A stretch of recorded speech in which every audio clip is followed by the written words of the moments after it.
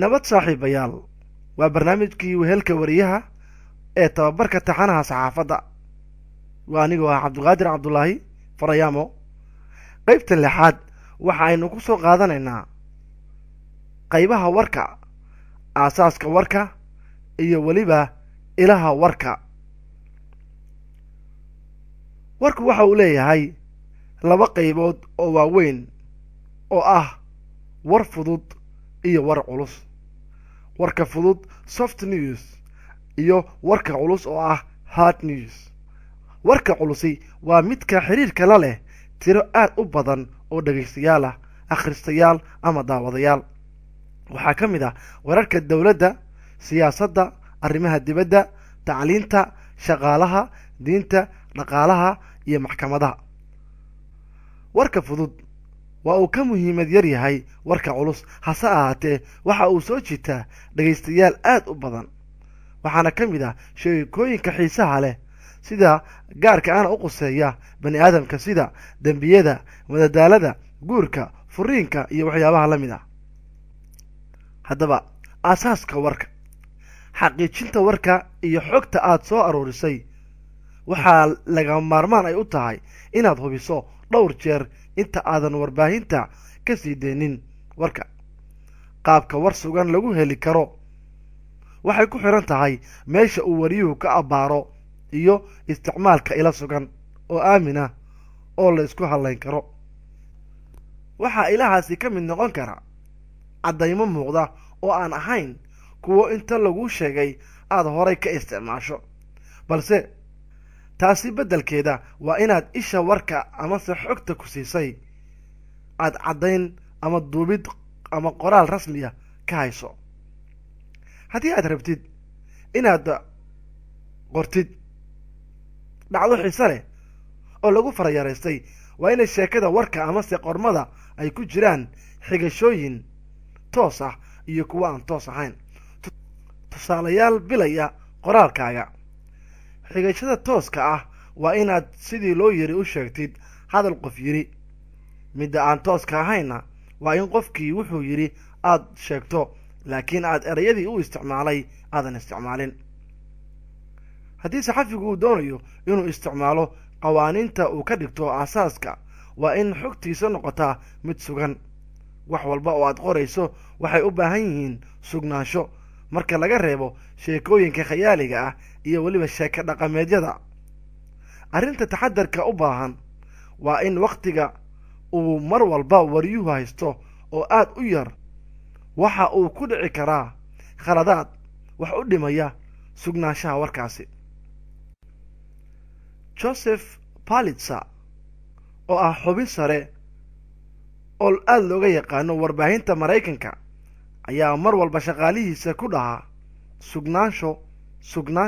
sugnaansho waxaa wax walba kala weynaa khalad yar oo lagu dhex sameeyo warka waxaa jirtay in laga doodo qaabka warka loo qorayo qaabka loo qurxinayo qaabka ugu fiican ee waraysi loo qaado laakiin marnaba wax gorgortana lagama geli jirin khalad qolka warka lagu dhex sameeyo warka hubsashadiisa waa lafdhabar inta aadan dadka u sii deynin khaladaadka sugnaanshaha warka lagu hubinayo waxaa ka mid noqon kara inuu wariyuhu ku guuldaraysto inuu iska hubiyo malihiisa tusaale waxa uu leeyahay buurta caanka ah ee surad ee ku taalla magaalada baran qof walba way u caddahay in surad ku taallo ceerigaabo laakiin khaladkaasi oo kale waxa uu aad u yimaadaa marka wariyayaashu ay aad u degdegsan yihiin oo ay doonayaan inay warka si dhaqsaa u akhriyaan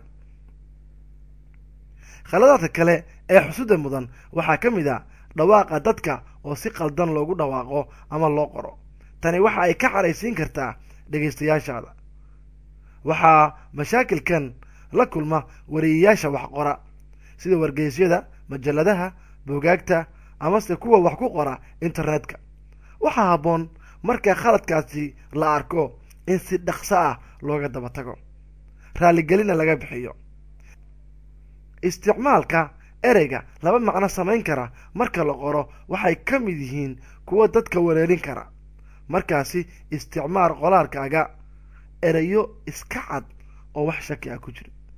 haddaba maxay yihiin ilaha ama meelaha laga helo warka?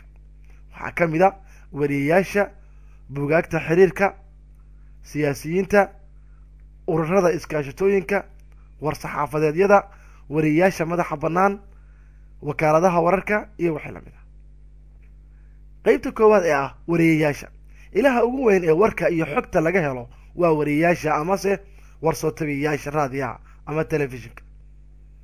xarumaha warbaahinta badankood waxay ku tiirsan yihiin wariyeyaasha bulshada ku dhex jira, kaasoo galaangalkiisu iyo weliba dhaqdhaqaaqa uu bulshada ku dhex leeyahay uu ku soo aroorin karo xog muhiima. wariyeyaasha howlkarka ah ee warbaahinta waa kuwa had iyo goorba dhagahooda iyo indhahooduba ay furan yihiin. buugga xiriirka. marka ay dhacdo soo shaacbaxdo ama war deg deg ah soo dhaco, meelaha ay warbaahintu ka tallaabo qaado oo xogta ka raadsato waa buugga ay ku qoran yihiin magacyada iyo taleefanada dadka muhiimka ah, sida madaxda sarsare, kuwa booliska, madaxda iskuullada, kuwa isbitaalada, kuwa ambalaasyada iyo wixii la mid a.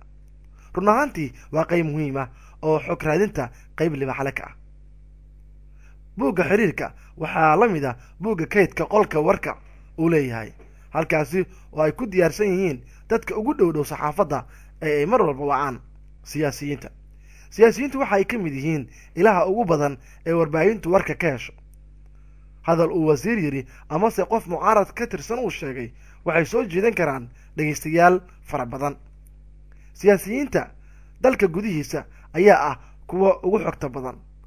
saxafi walbana waa in uu yaqaan siyaasiyiinta gobolka iyo kuwa dowladda ka tirsan, waana in saxafigu haystaa taleefanada shaqada iyo kuwa guriga ee siyaasiyiinta uu xiriirka la yeelanayo. ururada iyo iskaashatooyinka. ururada iyo iskaashatooyinku waa meelaha wararka laga helo, inkastoo taxadar dheeraada laga rabo saxafiga isticmaalaya xogta ama wararka laga helo dhinaca iskaashatooyinka iyo ururada kala duwan, haddana badanaa waxay keenaan warar muhiima. kooxahaasi waxaa ka mid ah iskaashatooyinka ganacsiga, ururada shaqaalaha iyo gaadiidleyda. war-saxaafadeedka. subax walba xafiisyada warbaahinta waxay ku waabariistaan iyadoo ay dhooban yihiin waraaqo aad u badan oo war-saxaafadeedyo ilo kala duwan ka soo baxay. taasi macnaheedu ma ahan warqad walba oo soo gaarta xafiiska raadiyaha, telefishinka ama wargeyska in la daabacayo. waxaa badankood ay noqdaan kuwa aan la isticmaalin oo muhiimad weyn aan lahayn. hase ahaatee war-saxaafadeedyo badan ayaa muhiimad leh. war-saxaafadeedku waxa uu ka mid yahay ilaha muhiimka ah ee warka u sahla warbaahinta. wariyeyaasha madaxa bannaan. warbaahintu keliya kuma tiirsana xogta ay soo gudbiyaan wariyeyaasha u shaqeeya ee joogtada ah, hase ahaatee waxay ku tiirsan yihiin wariyeyaasha madaxa bannaan kuwaasi oo ku deeqa xogo muhiim ah, walow badankood laga iibsado xogta ay helaan.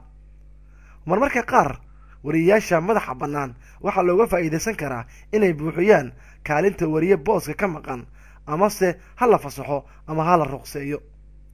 wakaaladaha wararka. wakaaladaha wararka waa isha ugu weyn ee wararka dibadda laga helo.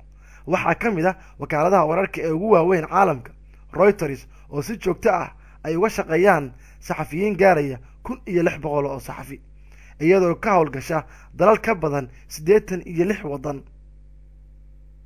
waxaa sidoo kale ka mid ah wakaaladaha caalamiga ah Associated Press, AP, oo xarunteedu tahay Maraykanka, iyo Press Association oo xarunteedu tahay Ingiriiska. xarumaha warbaahinta. waxaa isla markiiba kugu soo dhici karta sidee xog iyo macluumaad looga heli karaa warbaahin kale oo kula mid ah. macnuhu sidaasi waa ka duwan yahay. saxafiyiintu waxa ay indhaha iyo dhagahaba ku hayaan warbaahinta kale ee tartanka kula jirta si ay u ogaadaan warar soo dhacay amase warar la tix raaci karo, isla markaasina loo howlgeli karo. inta badan tafaftirayaasha warbaahinta waxay dhageystaan raadiyeyaasha, telefishinada, waxayna akhristaan wargeysyada si ay u helaan warar iyo macluumaad dheeraad ah oo ay hadhow tix raaci karaan. waa tahay saaxiibayaal, qaybtii 6 ee wehelka wariyaha oo aanu warka uga hadlaynay intaas ayaynu nooga eg tahay waa anigoo ah cabdulqaadir farayaamo oo idin leh nabadgelyo.